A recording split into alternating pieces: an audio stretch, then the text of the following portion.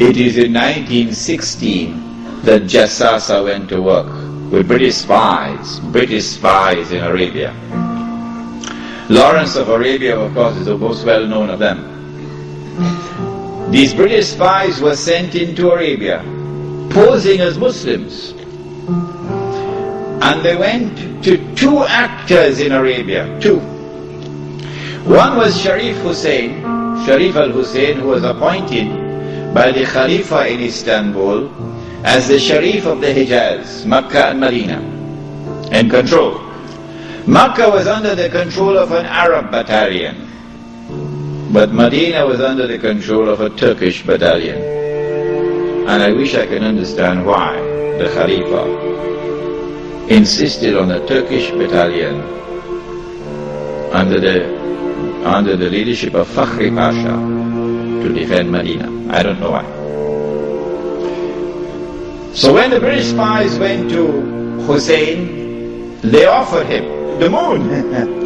They offered him the moon. We will liberate the land of the hated Ottoman Turks, and we will give you independence and freedom, and you will now become the king of the Arabs. Remember, Britain is not talking about Khilafah. No, we make you the king of the Arabs.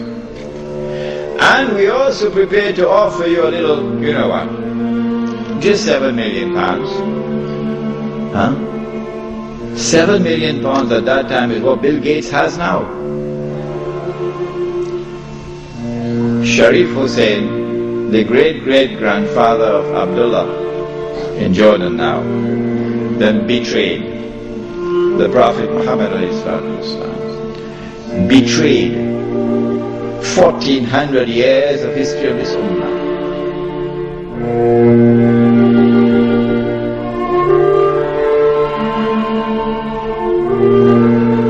Sharif Hussein now accepts 7 million sterling pounds and enters into a military alliance with Britain and declares himself independent of the Ottoman Khalifa. Once the Khilafah in Istanbul had lost control of Makkah and Medina, had lost control of the Haramain, had lost control of the Hajj, you pull the carpet, you pull the rug from underneath the feet of the Khalifa. His Khilafah is now losing legitimacy.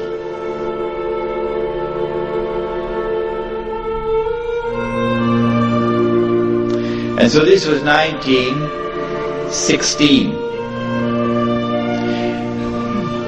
The British spies then went to the second actor in the Arabian Peninsula. I mean, Britain has a PhD in deception.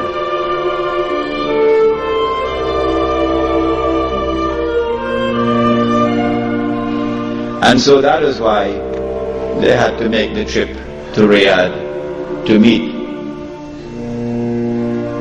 what's his name? Abdulaziz Ibn Saud. Correct name? Of course it's a correct name. Why are you afraid to mention it? But Abdulaziz Ibn Saud did not control the Hijaz. So he couldn't command a check for £7 million. Huh? He had to be content with something less than that.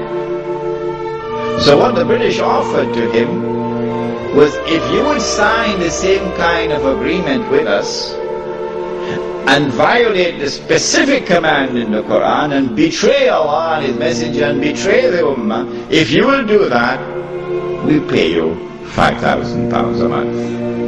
Would you accept that? Abdulaziz says yes. Yes. And in 1916, Abdulaziz ibn Saud signed an agreement with Britain. Yes. Which made of him a military ally of Britain, subservient to Britain.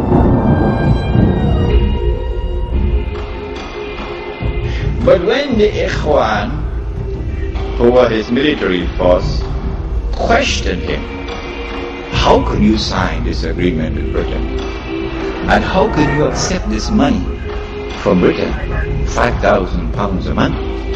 Abdulaziz in his house says, this is jizya.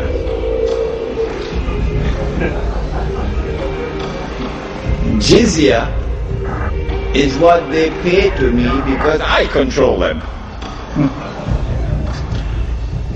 It was dust in their eyes and they swallowed it. And so Abdulaziz ibn Saud got away with it.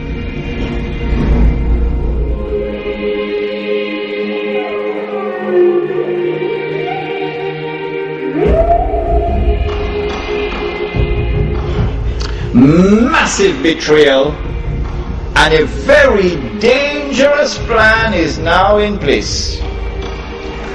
As soon as the Khilafah is destroyed, that Abdulaziz ibn Saud will be given what is known as the green light, something that Saddam Hussein knows about, the green light.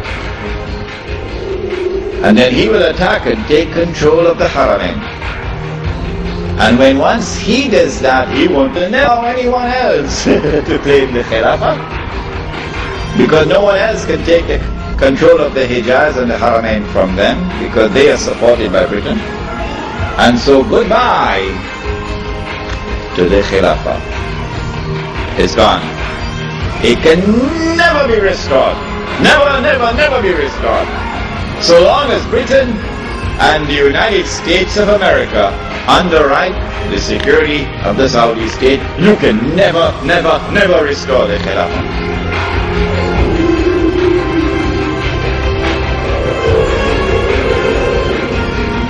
Janjinya kepada Syarif Husin untuk mengangkatnya sebagai penguasa seluruh Arab hanyalah janji kosong. Syarif Husin hanya mendapatkan kerajaan Jordan yang kecil dan miskin. Balasan bagi pengkhianat Islam.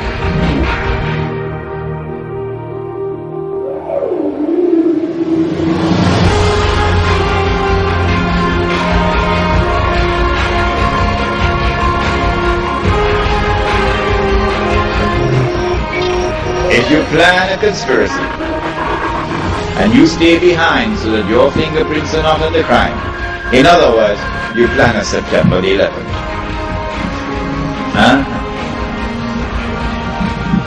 The attack took place in the summer of 1914 when the Grand Duke Franz Ferdinand was assassinated in Sarajevo. In the summer of 1914 there were 6 major powers in Europe.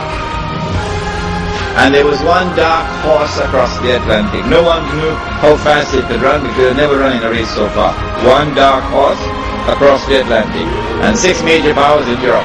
They were number 1, Russia, France, Britain, Germany, Austria, Hungary. That's 5. What's number 6? Ottoman Islamic Empire. Ain't no Turkey as yet. Ottoman Islamic Empire. These are the 6 major powers. How can you bring about a world war which will result in the dismantling of the Ottoman Islamic Empire? You've got to do some good planning to do this one. When they attacked and assassinated the Grand Duke Franz Ferdinand, they left footprints which led to Russia.